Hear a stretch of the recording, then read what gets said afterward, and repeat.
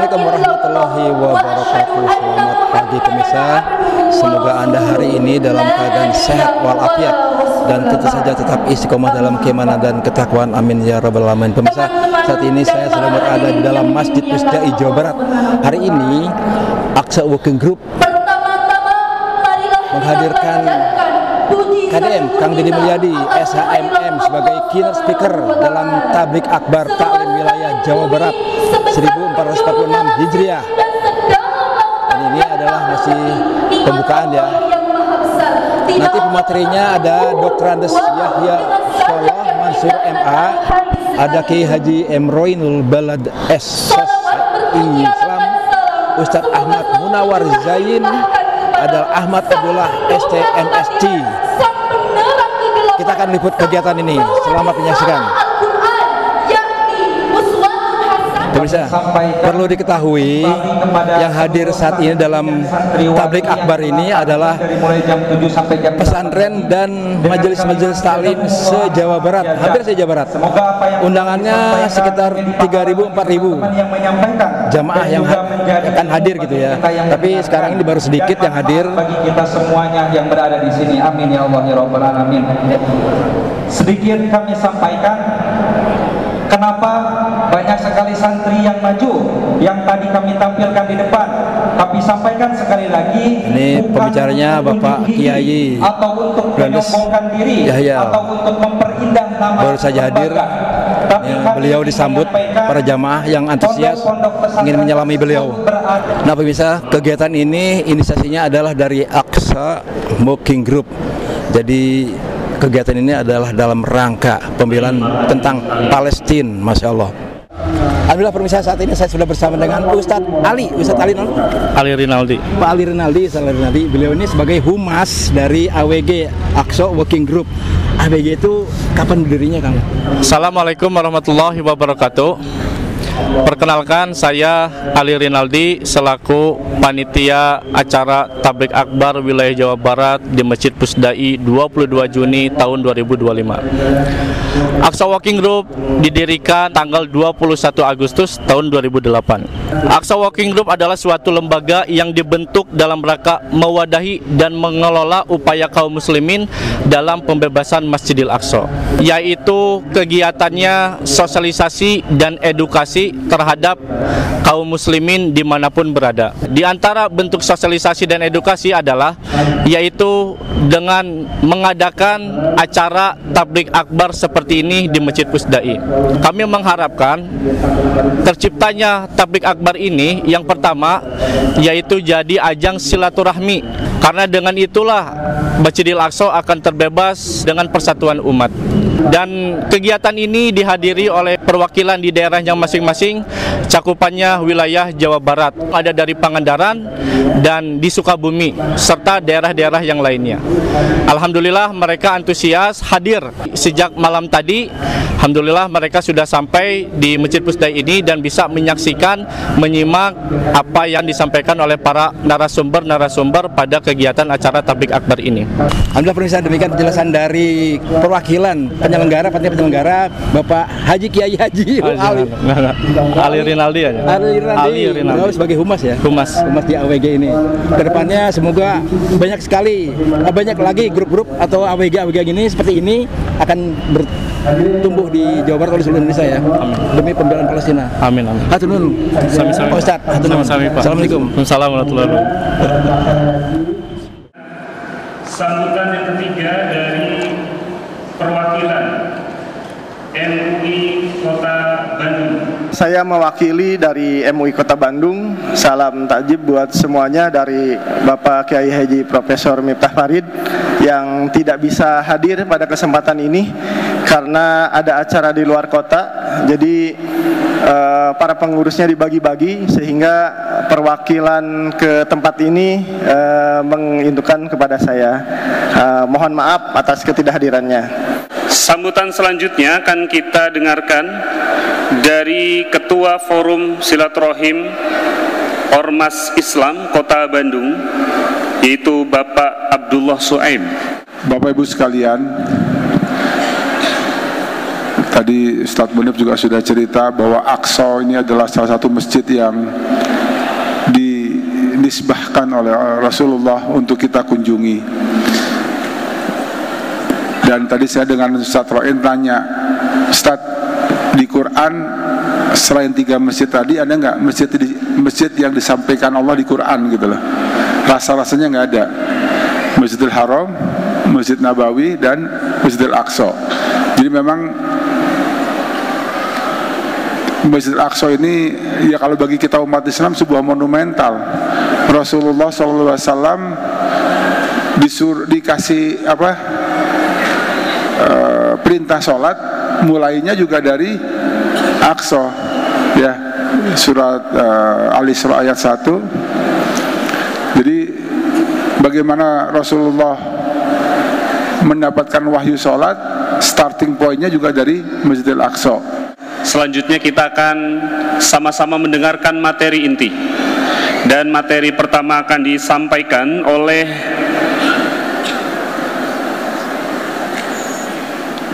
pengasuh Pondok Pesantren Al-Fatah Nurul Falah Cikajang Garut, yaitu beliau Ustadz Ahmad Munawar Zain. Beliau akan menyampaikan materi dengan judul Mengokohkan Ikatan Ukhuwah Islamiyah di Tengah Perbedaan dan Perpecahan. Wa'tasimu bihablillahi jami'an wa la tafarraqu. Hadratus Syekh Al-Kiram, para alimil ulama wal zu'ama, para kiai, para ajengan, para asatid wal asatidah, wabil khusus Imamul Muslimin Syekh Yahsallah Mansur MA, sekaligus sebagai pembina Aqsa Walking Group Pusat. Alhamdulillah, beliau sebagai guru saya ketika saya belajar di Pondok Pesantren Supa Hizbullah Meranggen Semarang. Semoga beliau dipanjangkan usia dan tetap semangat berserta kita berjuang dalam pembebasan Masjidil Aqsa. Amin. Yang kami hormati dan kami cintai karena Allah, Ketua Dewan Dakwah Islam Indonesia Bapak Kiai Haji Roinul Balad,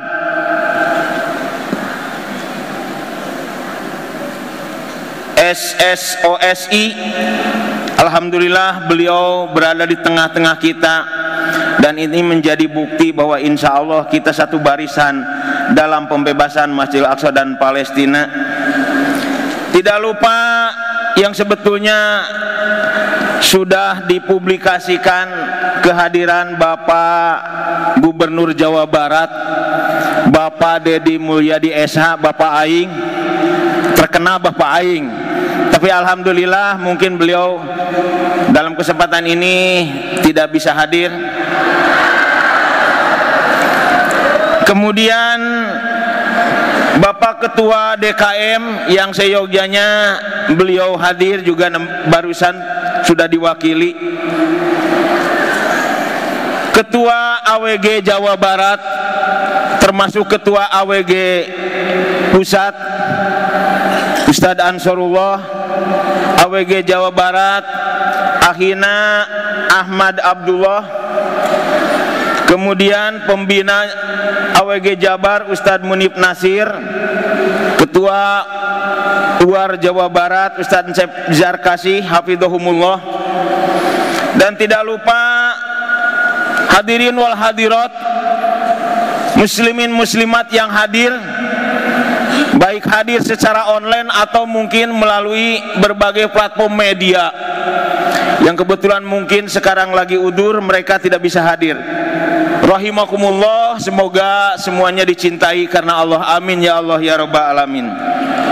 Selanjutnya kita akan simak bersama sosialisasi sekaligus oleh-oleh dari Ketua Aqsa Working Group Biro Jawa Barat, Mr. Ahmad Abdullah STMSC, yang beliau juga baru saja pulang dari Austria, dan beliau telah hadir di tengah-tengah kita semuanya. Kepada beliau Mr. Ahmad Abdullah, kami persilahkan untuk berbicara. Yang kami hormati Ketua DKM Pusdai Profesor Dr. Adang Hambali, yang kami hormati Gubernur Jawa Barat atau yang mewakili, yang kami hormati Ustadz Munawar selaku pemateri, yang kami hormati Ustadz Roinul Balad selaku pemateri dan Ketua DDI Jawa Barat, dan yang kami hormati para tokoh undangan yang tidak bisa kami sebutkan satu persatu, dan tentunya yang kami hormati Bapak Ibu Ikhwan Akhwat yang telah menghadiri talim wilayah pada pagi hari ini. Assalamualaikum warahmatullahi wabarakatuh. Pertama-tama, marilah kita panjatkan puji serta syukur kehadirat Allah Subhanahu wa Ta'ala yang telah memberikan rahmat dan karunia-Nya kepada kita semua di majelis ilmu yang insya Allah diberkahi ini. Salawat serta salam semoga senantiasa tercurahkan kepada Nabi besar Muhammad SAW beserta para keluarga dan pengikutnya hingga akhir zaman. Amin ya rabbal alamin. Bapak Ibu Ikhwan Akhwat yang kami hormati, izinkanlah kami untuk dapat memberikan profil AWG, sosialisasi profil AWG beserta program dan program kerjanya selama kurang lebih 20 menit ke depan. Nah, AWG ini didirikan pada tahun 2008 hasil dari Al-Aqsa International Conference. AWG adalah lembaga atau NGO kepalestinaan yang memiliki titik berat atau fokus dalam menghimpun, mengorganisir, dan mengumpulkan upaya-upaya kaum muslimin dalam pembebasan Masjid Al-Aqsa selaku masjid ketiga tersuci dalam umat Islam, dan juga sebagai kiblat pertama kita semua umat muslim sedunia. AWG yang telah berdiri lebih dari 15 tahun ini, ya, tadi sebagai NGO yang berfokus pada upaya pembebasan Masjid Al-Aqsa. Nah, ini merupakan hal yang mungkin berbeda dari NGO-NGO lainnya, gitu ya. Jadi fokus kami adalah melakukan edukasi, melakukan sosialisasi, melakukan aksi kemanusiaan, melakukan proyek-proyek kemanusiaan, ya. Jadi tidak hanya pada bantuan kemanusiaan. Nah, ada dua hal proyek atau kegiatan besar kami, ya. Yang pertama adalah pembangunan rumah sakit Indonesia dan pemasukan RSIA Indonesia Ibu dan Anak. Jadi kami berencana untuk membangun RSIA setelah perang di Gaza selesai. Alhamdulillah beberapa bulan yang lalu kami telah mendapatkan izin dari Kementerian Kesehatan di Gaza. Kami telah berkomunikasi, melakukan audiensi, dan kami telah mendapatkan izin untuk mendirikan rumah sakit di sebelah RSIA, Rumah Sakit Indonesia di Gaza, yang saat ini dikepung dan dihancurkan oleh tentara Zionis Israel. Nah, kami mengajak Bapak Ibu di sini untuk terus serta beramal jariah. Mari kita sama-sama ikut serta membangun rumah sakit untuk ibu dan anak di Gaza. Nah, mengapa RSIA ini penting? Karena lebih dari 70 bahkan 80% korban perang di Gaza ini adalah ibu-ibu dan anak, ya. Oleh karena itu kami menilai sangat penting sekali agar rumah sakit ini dapat segera dibangun, ya, setelah peperangan selesai. Nah, yang kedua yang merupakan salah satu bentuk kegiatan sosialisasi kami adalah BSP. Jadi BSP adalah kegiatan Bulan Solidaritas Palestina. Nah, BSP ini kami adakan di setiap bulan November setiap bulannya. Nah, kenapa di bulan November? Karena di bulan ini banyak peristiwa penting yang terjadi. Salah satunya adalah deklarasi Balfour, kemudian meninggalnya Yasser Arafat, ya, hari kemerdekaan Palestina, dan lain sebagainya. Nah, di bulan BSP ini selama 1 bulan penuh, selama 30 hari, kami AWG di seluruh Indonesia bahkan di seluruh dunia mengadakan event-event untuk meningkatkan awareness ya, agar seluruh masyarakat dunia terus ingat, terus mendukung dan terus berjuang dalam kemerdekaan Palestina. Nah, bentuk kegiatan kami beragam, mulai dari dalam BSP ini, mulai dari seminar, webinar, ya, konferensi, pendakian gunung, goes bersama, gitu ya. Nah, jadi selama 30 hari kami mengajak Bapak Ibu untuk ikut serta, untuk menjadi partisipan dalam kegiatan ini. Nah, alhamdulillah BSP ini sudah dilaksanakan dari tahun 2021. Nah, selama 4 tahun ini BSP sudah viral, ya, dan kabarnya, beritanya sudah sampai ke mancanegara, gitu ya. Kami sudah banyak berkomunikasi, menjalin audiensi dengan para tokoh-tokoh tidak hanya di Indonesia, tapi juga di seluruh dunia, bahkan di Israel sendiri, bahkan di negara Eropa, gitu. Kami sudah banyak mengundang narasumber. Salah satunya adalah Miko Pelet. Miko Pelet adalah anak dari pendiri negara Israel yang saat ini Miko Pelet ini menjadi penentang, ya, penentang Zionisme. Masalul ladzina yunfikuna amwalahum fi sabilillah kamathali habbatin ambatat sab'a sanabila fi kulli sumbulatin mi'atu habbah wallahu yudha'ifu liman yasha wallahu wasi'un alim. Alladzina yunfikuna amwalahum fi sabilillah summa la yutbi'una ma anfaqu manna wala adha, yaitu orang-orang yang berinfak di jalan Allah, berinfak di jalan jihad, yang dimana kita menggalang dana untuk kebebasan Palestina, untuk membantu saudara-saudara kita. Nilainya sangat kecil bagi kita, tapi itu sangat berpengaruh kepada saudara-saudara kita di Palestina. Bukankah begitu para hadirin? Selanjutnya kita akan simak materi yang akan disampaikan oleh Ketua DDII Jawa Barat, yaitu beliau Ustadz Roinul Balad SOSI. Masjidil Aqsa ini diklaim oleh 3 agama sebagai tempat sucinya masing-masing. Orang Kristen mengklaim bahwa Masjidil Aqsa adalah tempat suci mereka. Orang Yahudi juga sama. Tentu saja kita apalagi. Tadi sudah disampaikan ayat-ayatnya, surat Al-Isra ayat 1. Yang saya ingin tekankan, dimanapun dan kapanpun, ya, seorang Muslim tidak boleh ragu, tidak boleh pelintat-pelintut menyatakan bahwa Al-Aqsa adalah hakuna. Takbir. Saya masih mendapatkan ada yang bertanya, Ustadz, dia Muslim, intelektual bahkan, kuliah sampai S2 dan S3, masih bertanya, Ustadz, sebetulnya Masjidil Aqsa itu milik siapa sih? Nah, ini kan penyesatan. Bagi seorang Muslim, siapapun dia, berarti ini sangat awam orang tersebut. Ya, kita harus yakini milik kita. Ya, tidak bisa kita biarkan siapapun yang mengambilnya. Kalaupun hari ini terkoyak, ini memang Allah Subhanahu wa Ta'ala sudah menyatakan akan Allah Subhanahu wa Ta'ala pergulirkan kekuasaan itu, dan hari ini memang sedang dikuasai oleh Yahudi. Maka tugas kita adalah mengambil kembali. Ini pertama, ya. Kita paham kiblat pertama Isra Mi'rajnya Nabi SAW, ya. Bahkan tadi sudah disebutkan ratus syaddur rihal illa salasil masajid, masjidil hadza wa masjidil haram wa masjidil aqsa. Jangan kamu memaksakan untuk bepergian berziarah ke masjid kecuali ketiga masjid, Masjid Nabawi, Masjidku ini, Masjidil Haram, dan Masjidil Aqsa. Tentu kita paham bagaimana pergolakan, perjuangan, ya, orang kafir pun berjuang untuk mendapatkan Masjidil Aqsa ini, dan hari ini sedang dikuasai oleh orang-orang Zionis Israel, laknatullah alaihim. Kenapa Palestina penting? Ya, karena hari ini posisinya sedang ditindas umat Islam di sana. Bukan hanya umat Islam saja sekarang ini, ya. Umat Nasrani pun yang ada di Palestina ditindas oleh Yahudi itu.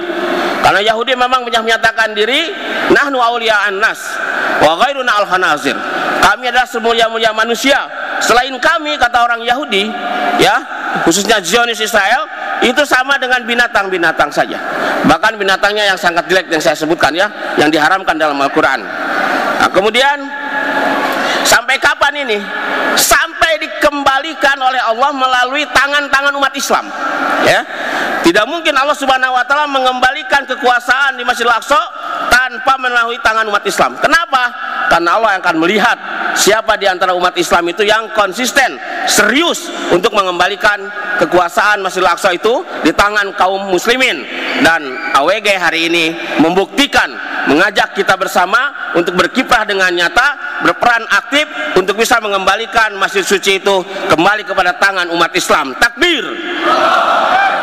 Kita memasuki acara berikutnya, yaitu tausiah terakhir yang akan disampaikan oleh pembina Aqsa Working Group Imamul Muslimin Dr. Adas Yahsyallah Mansur MA, yang akan membawakan materi dengan judul Kesatuan Umat dalam Perspektif Al-Quran dan Sunnah. Assalamualaikum warahmatullahi wabarakatuh.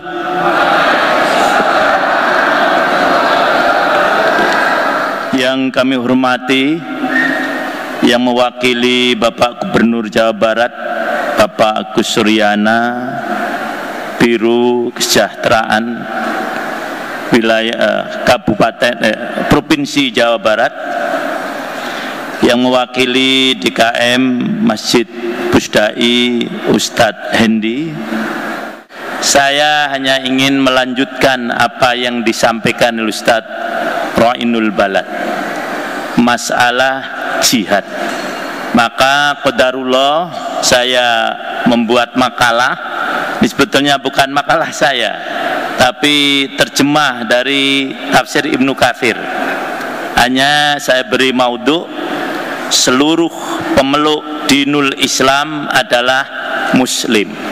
Jadi kita hadir di sini adalah untuk memperkokoh ukhuwah kita, bahwasanya kita tidak boleh ikhtilaf, apalagi tafarruq, seperti yang disampaikan oleh Munawar Zain tadi, bahwasanya kita ini beragama Islam, maka seluruh umat Islam saudara kita.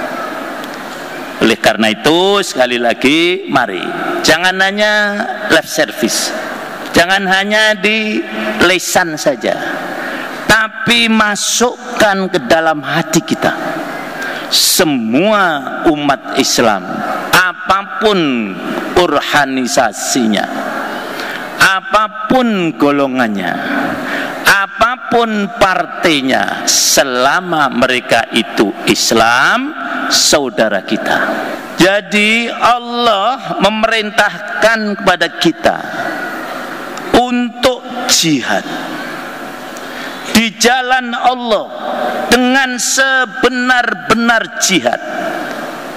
Allah jarang menggunakan kata hakko kalau tidak penting, sedikit sekali yang menggunakan kata hakko, antara lain hakko tuqatih. Nah, di sini hakko jihadi. Al-Quran itu sangat kaya dengan kosakata karena diambil dari bahasa Arab.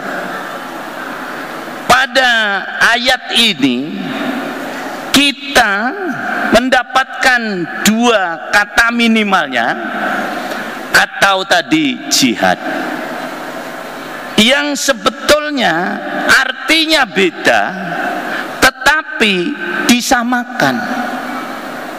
Jihad selalu diartikan perang, tidak. Bahwasanya perang adalah bagian dari jihad, betul.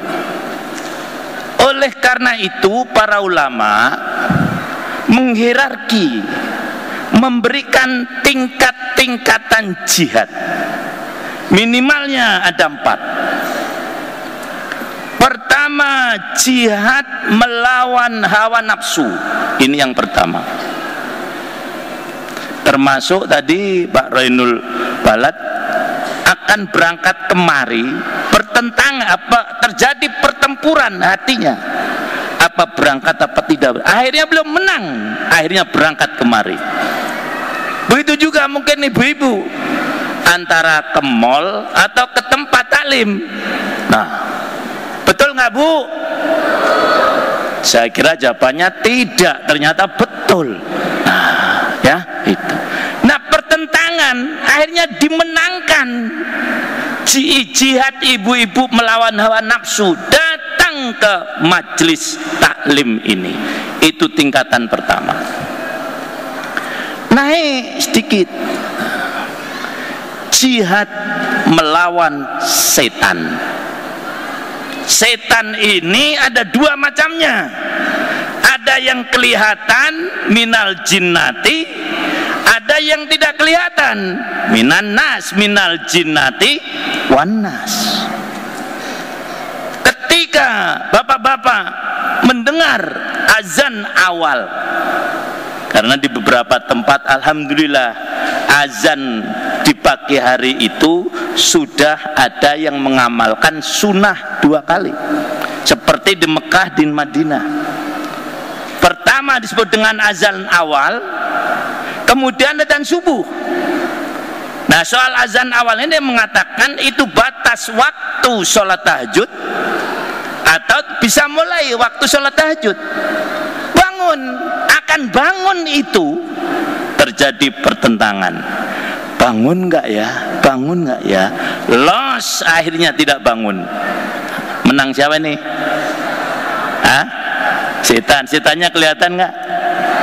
Bisa kelihatan. Istrinya, mas jangan bangun. Nah, istrinya jadi setan. Mau jadi setan, Bu? Nggak mau.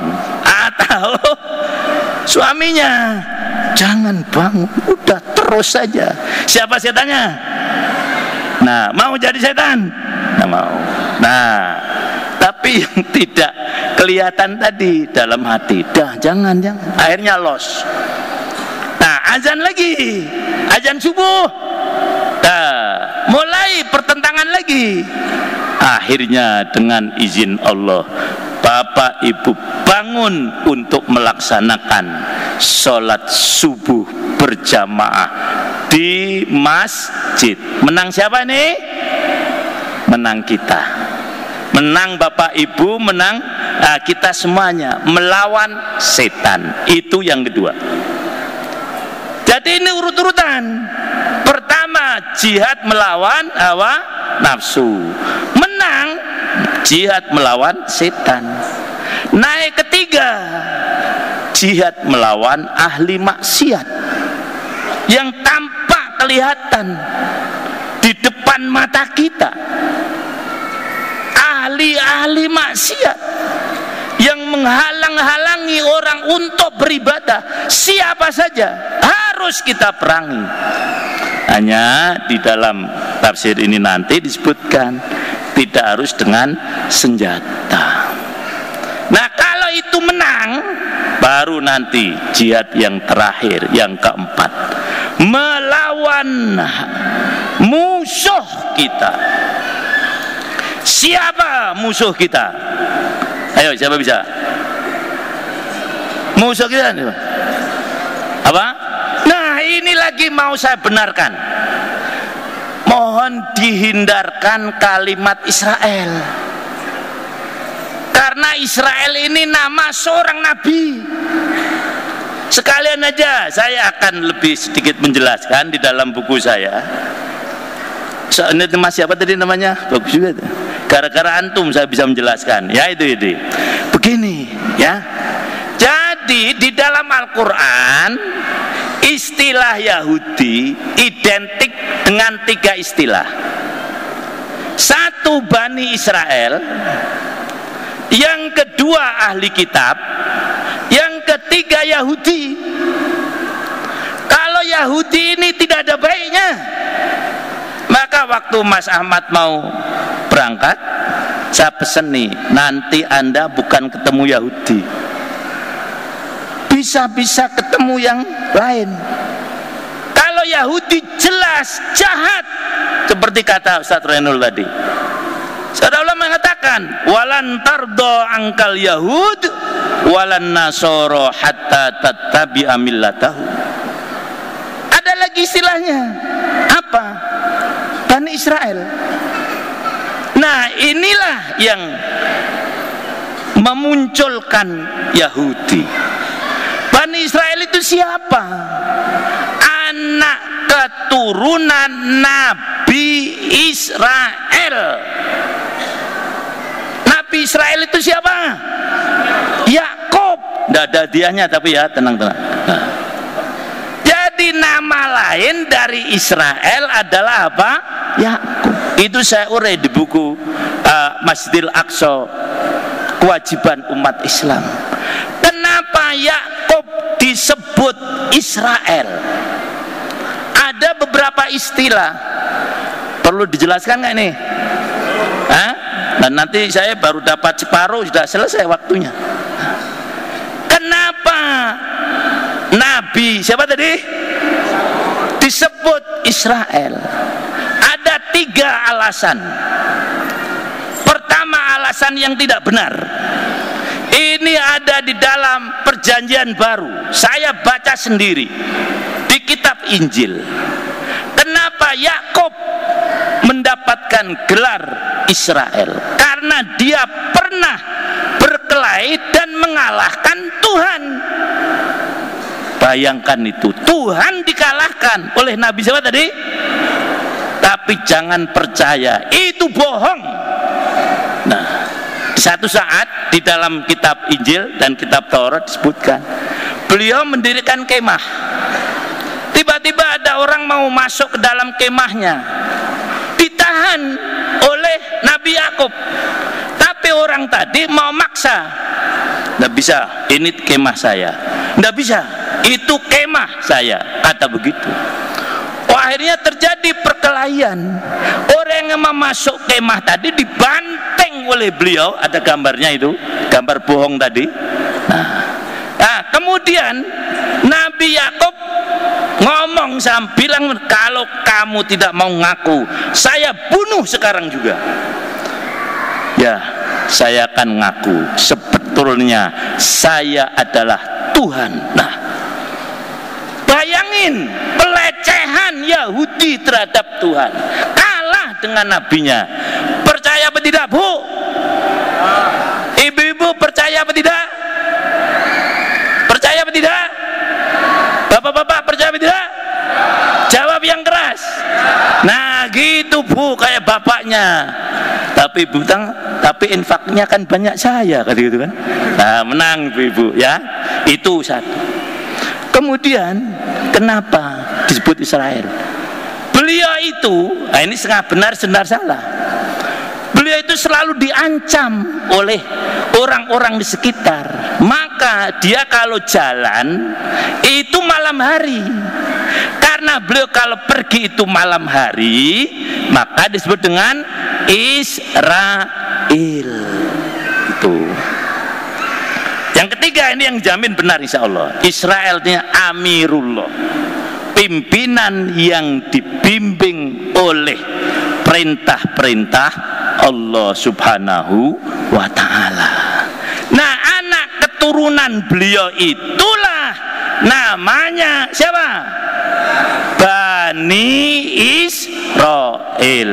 Ada berapa semua? Di dalam surah Yusuf ada berapa? 11 apa 12? 12. Salah satunya siapa? Nabi Yusuf. Maka Rasulullah menyatakan manusia yang terbaik nasabnya adalah Yusuf. Dia seorang nabi, bapaknya nabi. Siapa bapaknya Nabi Yusuf? Yakub. Bapaknya Yakub nabi. Siapa? Kelewat satu. Nah, siapa dulu? Ishak. Nah, bapaknya Ishak siapa? Ini nanti sampai pada Millata Ibrahim. Nah, yang kedua, ahli kitab. Kalau ahli kitab ini cenderung baik. Di dalam Al-Quran sering disebutkan perilaku-perilaku positif dari ahli kitab.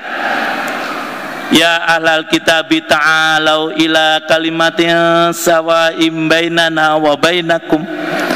Ya ahlal kitab, dan seterusnya. Wa inna min ahlil kitabi ummatun qaimatun, dan seterusnya. Ahli kitab ini keturunan dari Nabi Israel. Nah, atau Nabi Yakub. Nah, ahli kitab ini kemudian jadi ada yang agamanya Nasrani, ada yang agamanya Yahudi.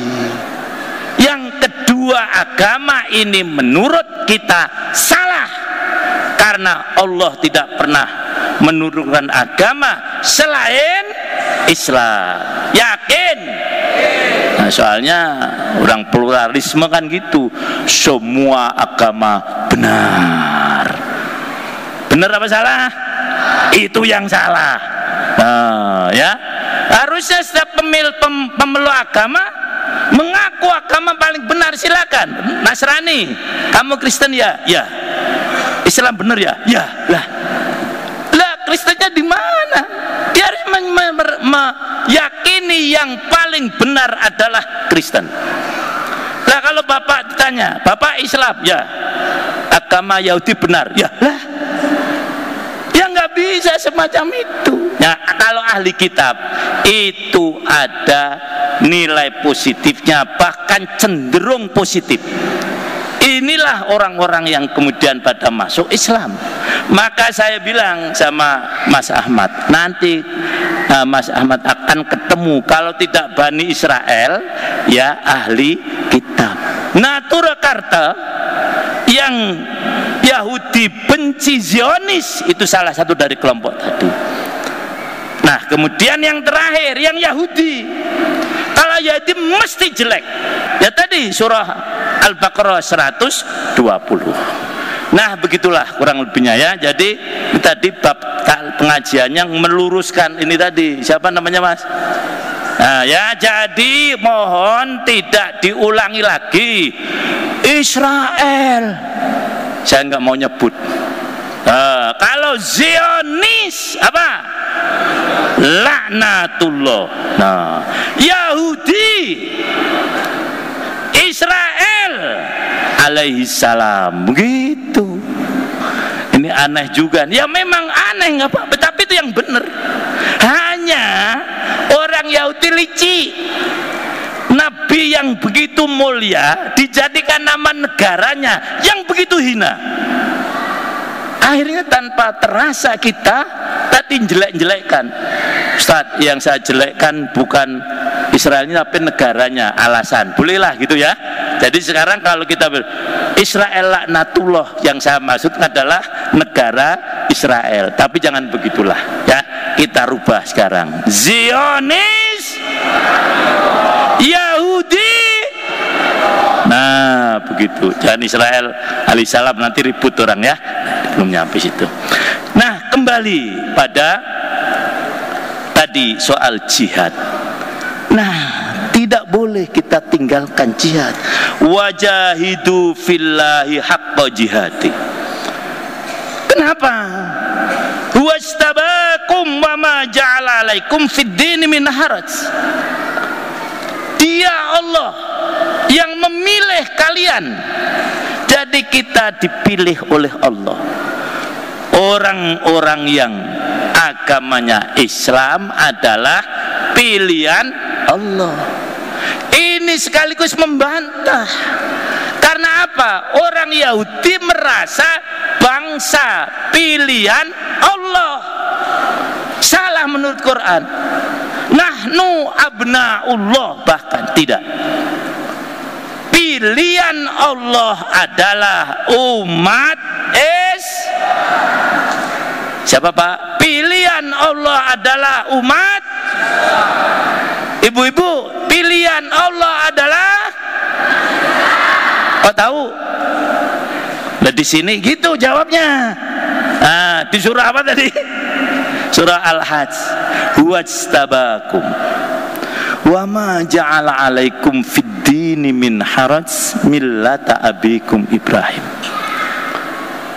Tidaklah dia Allah menjadikan dalam agama ini haraj. Jadi kosakata bahasa Indonesia sangat kurang. Kenapa? Karena kita punya kosakata itu sangat sedikit. Dalam penyelidikan para ahli bahasa, dari bahasa yang ada di dunia ini, yang punya kosakata paling banyak itu adalah bahasa Arab. Menurut penelitian, bahasa Arab itu punya kosakata 12 juta, 3. Bahasa Inggris punya kosakata 600.000 maksud kami. Kemudian bahasa Indonesia hanya punya kosakata 127.000. Maka bahasa Indonesia kesulitan membedakan antara din dan milah. Perhatikan, di dalam terjemah ini diartikan sama. Dia telah memilih kalian dan tidak menjadikan kalian dalam agama suatu kesempitan. Itulah agama. Yang di satu din, yang satu milah diterjemahkan. Nah, benar nggak kira-kira? Benar nggak? Menurut bahasa Indonesia benar lah, kurang kosakatanya. Tapi secara ilmu nggak benar. Maka Al-Isfahani atau Al-Asfahani dalam Gharibil Quran membedakan al-farqu baina ad-din wal millah. Apa sih bedanya antara agama, ad-din dan millah? Perhatikan ya. Kalau ini nggak ada hadiahnya, habis soalnya punya. Ya ini. Kalau ad-din itu bisa dimudofkan. Ngerti mudhof? Ngertilah, ini pesantren semua kan. Disandarkan, bisa disandarkan kepada Allah, bisa disandarkan kepada makhluk. Dinullah boleh, dinu Aceng boleh. Ada yang namanya Aceng, saya tidak nyinggung ya. Nah itu dinullah boleh, dinu Muhammad boleh, boleh semuanya. Tapi kalau milah nggak bisa dimudofkan kepada Allah, nggak bisa. Pernah dengar kata milatullah? Pernah dengar bu? Nggak pernah. Tapi kalau milatu Muhammad pernah dengar? Kapan dibaca? Ayo kapan dibaca? Waktu nguburkan mayat kan gitu. Bismillah wa ala milatilah apa milati Rasulillah. Nah beda, tapi diterjemahkannya sama-sama apa? Benar apa salah? Benar apa salah? Ragu-ragu kan? Nah itu saya nggak bener lah, kita mau nerjemahkan bahasa lain nggak bisa kan. Nah yang kedua, din itu dalam tataran konsep lebih banyak cenderung sana. Kalau milah tataran aplikasi, maka tadi disebutkan wa ma ja'ala alaikum fid dini min haraj, umum dulu. Kemudian setelah itu khusus apa? Millata abikum Ibrahim. Jadi Allah menjadikan agama banyak sekali. Artinya konsep maksud kami bukan banyak nabi. Nabi Nuh agamanya apa? Islam kan? Nah, tetapi kalau sudah sampai aplikasi itu Ibrahim, karena yang kita ikuti adalah Ibrahim. Lagi ya, kata haraj, coba bayangin. Haraj artinya apa? Kesempitan. Padahal dalam bahasa Arab sempit, sulit itu banyak. Doyik sempit, su'ub sulit, masakoh sulit. Ini momentan nyandak nggak ini? Nyampe nggak? Ini kuliah tafsir ini. Nyampe ya ibu ya insya Allah. Ya jadi kata sulit bahasa Indonesia itu bahasa Arab itu banyak. Terjemahkannya cuma satu, harajun sulit. Apalagi masakotun sulit. Apalagi sa'bun sulit. Apalagi usrun sulit. Lah itu Masya Allah. Maka berbahagialah kita mendapatkan Quran ini, yang semuanya itu sebetulnya beda. Kesulitan secara umum itu namanya masyakoh. Kesulitan yang jiwa dan raga itu namanya haraj. Subun itu kesulitan yang sangat, tapi belum puncaknya. Puncaknya adalah usrun, itu puncak kesulitan. Maka Allah menyatakan dalam surah Al-Insyirah, fa inna ma'al usri yusra. Nah, Allah menyatakan wa ma ja'ala alaikum fid dini min haraj. Allah tidak menjadikan agama ini menyulitkan jiwa dan menyulitkan raga. Contoh, milah dalam Islam ini apa? Contoh, sholat. Siapa yang bilang sholat sulit? Nggak ada, nggak benar itu. Bagaimana? Tidak. Sholat ini nikmat apa azab? Jawab, Bu. Sholat itu nikmat apa azab? Nikmat. Bapak-bapak, saum itu nikmat apa azab? Nah, terbukti. Coba waktunya sholat itu indah sekali. Ini kan kelihatan sudah mulai pada capek nih. Benar nggak kira-kira? Wah, benar, saya tahu dari wajah-wajahnya itu.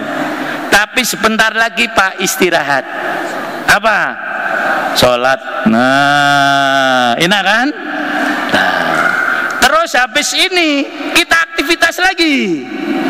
Nah, biasanya kalau aktivitas siang tidak boleh lama-lama, istirahat lagi. Kapan?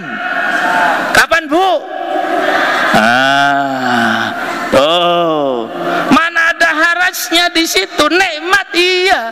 Lah, dan lagi, adik-adik, kalau menjelang malam harus apa biasanya? Siap-siap kan?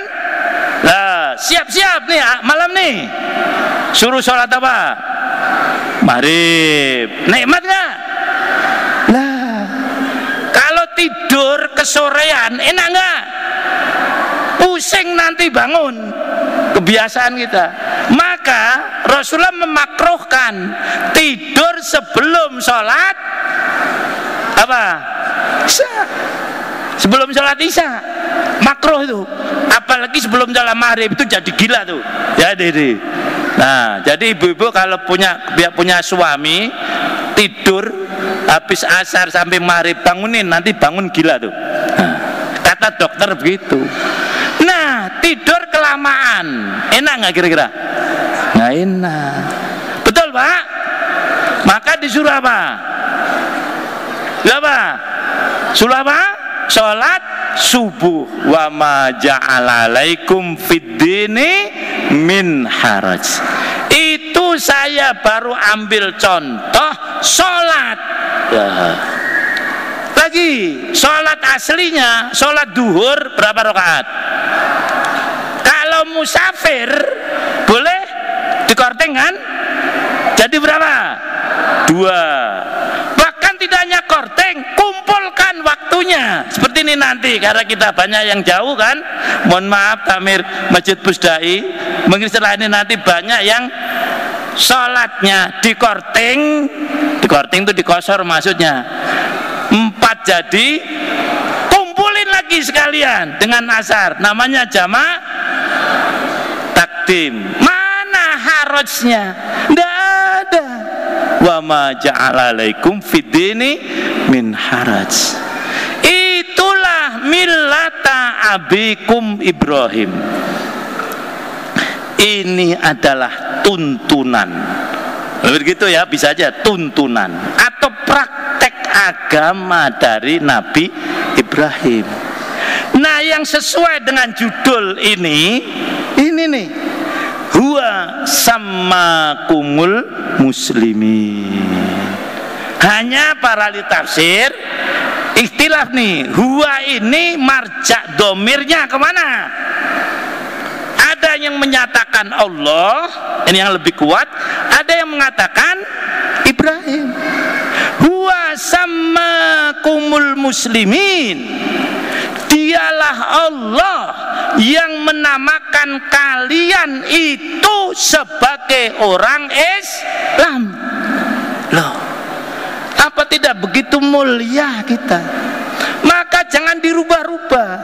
Maka hadis yang cukup panjang yang saya kutipkan di sini, ancaman keras dari Allah Subhanahu wa, dari Rasulullah. Man da'a bidakwal jahiliyah fahuwa min jusai jahannam. Orang-orang yang merubah-rubah panggilan yang sudah ditetapkan oleh Allah, sesama muslim manggilnya adalah muslim, dia termasuk orang yang berlutut di neraka jahanam. Kaget para sahabat. Apakah cuman karena dakwal jahiliyah kita kemudian menjadi jusa jahanam? Iya. Sahabat itu majelis kritis. Artinya kritis bukan kritis bahaya. Yang sangat kritis banyak bertanya. Iya. Sampai tanya benika. Walaupun wa in soma wa shola wa za'ama annahu muslim, sampai segitunya. Lah, ini kuliahnya nggak nyampe nih ya. Belum. Jadi gitu. Ini para hewan semuanya, pentingnya kita. Huwa sammakumul muslimin. Jadi kita oleh Allah sudah diberikan nama yang terbaik. Yang memberi nama siapa? Ibu-ibu yang memberi nama siapa? Apa namanya? Muslimun atau muslimat. Jangan dirubah-rubah. Jangan kembali pada wahai kelompok. Nah, itu biasa orang Jawa gitu.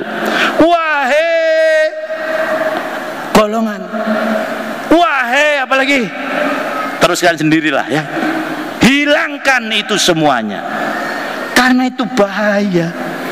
Nanti kita merasa sebagai seorang muslim, kita sholat, kita puasa, tetapi ternyata keras ini Rasulullah, dia minjusai jahannam. Termasuk saya ya.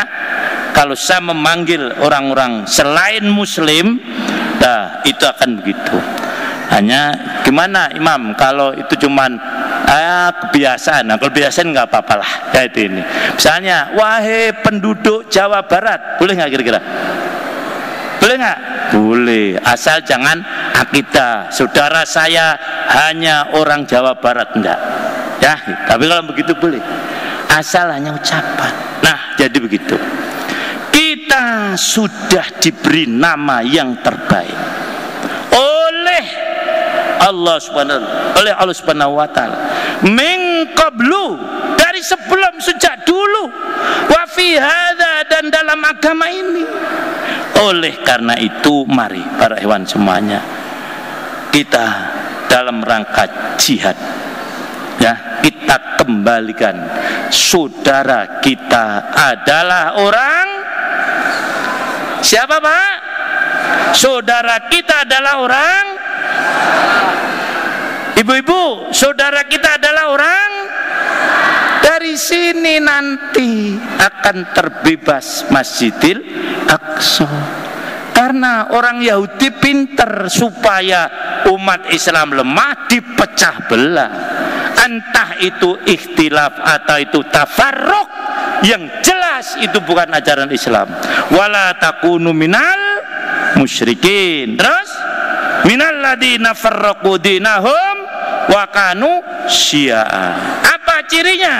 Kullu hisbin bima ladaihim farihun. Nah, sebagai penutup ya, agar bisa kita mewujudkan masyarakat muslim, Allah memberikan tuntunan 3 saja pada ayat ini. Fa aqimus shalah, tegakkanlah sholat.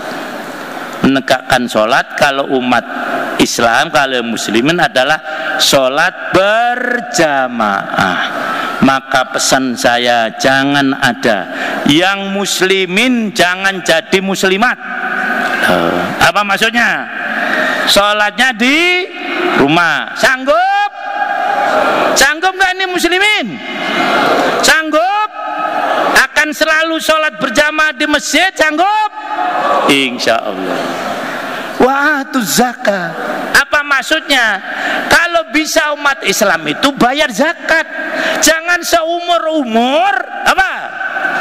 Nerima zakat. Maka umat Islam sebaiknya kaya apa kere? Loh, agar apa? Bisa zakat. Lah seumur-umur jadi mustahik, lambok sekali-sekali jadi apa? Muzakid. Insya Allah dengan ini tahun depan Jawa Barat lebih banyak muzakinya daripada mustahiknya. Amin ya robbal. Dengan ini kita bisa membantu Palestina lebih maksimal. Nah, wa'tasimu billah yang terakhir, berpegang teguh kepada tali Allah. 3 hal ini kita akan menjadi muslim yang mengikuti milah Ibrahim dalam bingkai agama Allah. Pertama adalah sholat. Yang kedua apa? Benar loh ini ya. Di sini kerja yang benar biar bisa bayar apa? Zakat. Nah, yang ketiga berpegang teguh kepada tali Allah. Akhirnya kami tutup dengan hadis yang ada di sini nih ya. Nah, saya baca nih. Ini dari Ibnu Katsir. Hadis qudsi. Ibnu Adam, asalnya gini, ya Ibnu Adam. Karena waktu tidak saya baca kalimatnya, cuman indah sekali.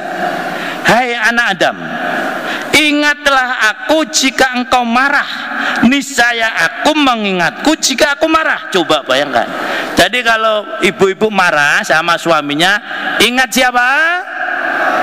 Kalau bapak-bapak marah sama ibu, ingat siapa? Nanti Allah akan ingat ketika marah, tidak kena marah Allah Subhanahu wa taala. Nah, itu sanggup. Kalau marah ingat. Nah, kemudian fala amhaquka fiman amhaquk. Aku tidak akan masukkan kan ke dalam kelompok yang aku binasakan. Masya Allah. Jadi kalau kita ingat Allah, maka kita tidak akan termasuk orang yang dibinasakan. Walaupun mungkin terjadi tsunami dahsyat, kita akan diselamatkan oleh Allah karena kita ingat Allah. Nah, faida zulimta fasbir. Kalau dizolimi, sobar. Wardo binusroti, relalah, puaslah dengan pertolonganku. Kenapa? Fa inna nusroti laka khairun min nusroti kali nafsik. Masya Allah. Karena pertolongan saya kepada diri kamu itu lebih baik daripada pertolongan kamu kepada diri kamu sendiri. Ini memang perlu perenungan, maka saya minta agar bisa direnungkan. Demikian yang dapat saya sampaikan, mudah-mudahan ada manfaatnya. Dan marilah kita ingat para pejuang umat Islam yang sedang berjuang dan para korban yang jadi korban di Gaza atau Palestina, kita doakan mereka ya. Menunduk sekitar 2 menit sambil berdoa. Bismillahirrahmanirrahim. Allahumma fir lahum warhamhum wa'afaqhum waqnim zulahum wasimat kholahum waj'al kubrahum khufratan wala taj'al khufratan min khufratin niran. Allahumma ba'id bainahum wa baina khotoyahum kama ba'atta bainal masyriqi wal maghrib. Allahumma naqihum bil ma'i was salji wal barad. Demikian para ikhwan semuanya, mudah-mudahan kita terus dapat menggelurakan semangat pembebasan Masjidil Aqsa. Allahu Akbar. Allahu Akbar. Al-Aqsa. Assalamualaikum warahmatullahi wabarakatuh.